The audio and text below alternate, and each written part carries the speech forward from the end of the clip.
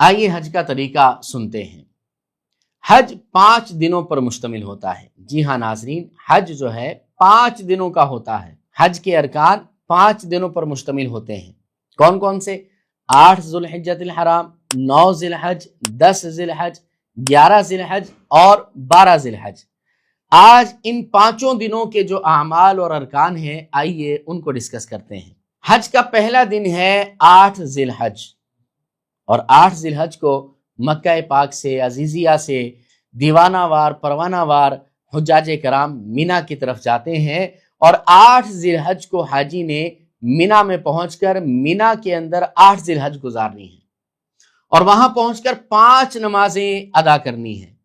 پہلے کون سی نماز ہوگی؟ ظہر کی نماز ہوگی، پھر عصر کی نماز ہوگی، پھر مغرب کی، پھر عشاء کی، اور پھر فجر کی نماز مینا ہی میں ادا کریں گے۔ اور پھر جب فجر ہوگی تو یہ تاریخ ہو جائے گی 9 ذی الحج، یعنی مغرب سے ہی چینج ہو گئی۔ تو 9 تاریخ جو ہے یہ وقوف عرفہ کا دن ہے، یہ حج کا بہت ہی اہم دن ہے۔ The most important day of حج۔ حج اگر آپ سے کوئی پوچھے کہ حج کون سے دن ہوتا ہے تو آپ کہہ سکتے ہیں کہ حج 9 ذی الحج کو ہوتا ہے۔ 9 ذی الحج کو حاجی نے عرفات میں وقوف کرنا ہوتا ہے، عرفات میں 9 ذی الحج گزاریں گے۔ یاد رکھیں کہ حج کے 3 فرائض ہیں: احرام پہننا، نیت کرنا اور طواف زیارہ کرنا۔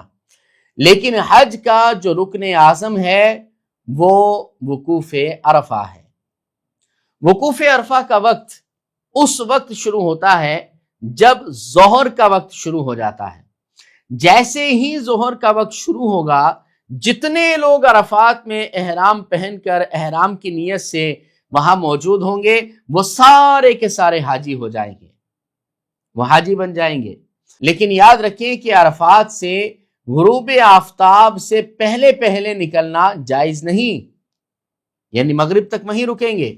جو غروب آفتاب سے پہلے عرفات سے نکل جائے گا اس پر دم واجب ہو جائے گا۔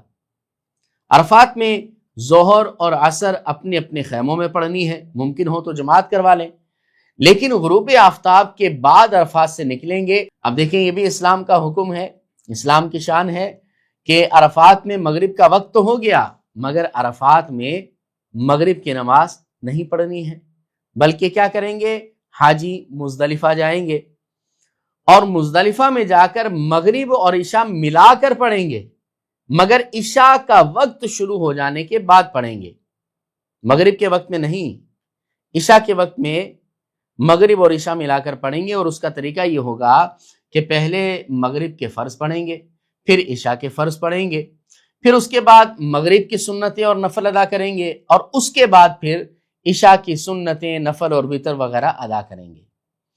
اب یہ جو رات چل رہی ہے یہ 10 ذی الحج کی رات ہے۔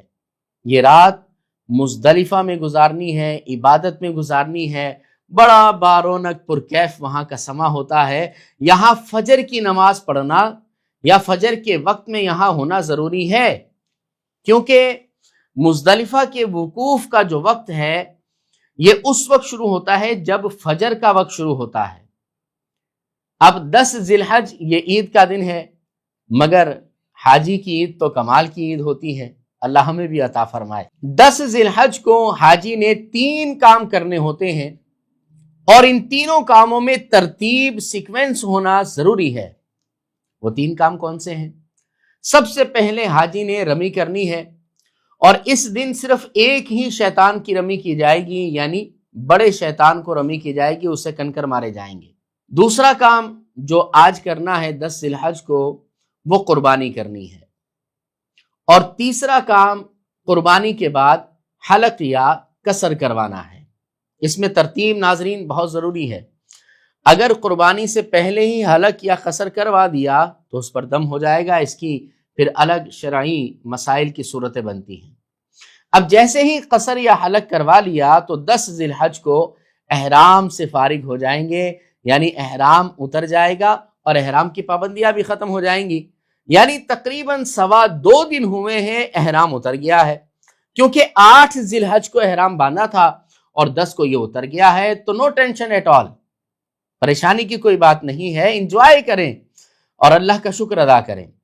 اب جب احرام کھل گیا ہے تو اس کی پابندیاں بھی ساری ختم ہو گئیں، خوشبو بھی لگا سکتے ہیں، غسل بھی کریں، کپڑے پہنیں، صرف ایک پابندی باقی ہے جو مرد و عورت کی پابندی ہوتی ہے، اور جب طواف الزیارہ کر لیں گے تو پھر یہ بھی پابندی ختم ہو جائے گی۔ اب حاجی کا ایک بڑا فرض باقی رہ جاتا ہے اور وہ ہے طواف الزیارہ، اور اس میں احرام ضروری نہیں ہوتا بلکہ عام سلے ہوئے کپڑوں میں یہ طواف کیا جاتا ہے۔ اور پھر ایک واجب رہ جاتا ہے، وہ ہے حج کی سعی کرنا۔ اب حج کی سعی کب کریں گے اور طواف الزیارہ کب کریں گے یہ بھی میں آپ کو بتلا دیتا ہوں۔ طواف الزیارہ کا اور سعی کا ٹائم کیا ہے، آئیے یہ بھی سن لیتے ہیں۔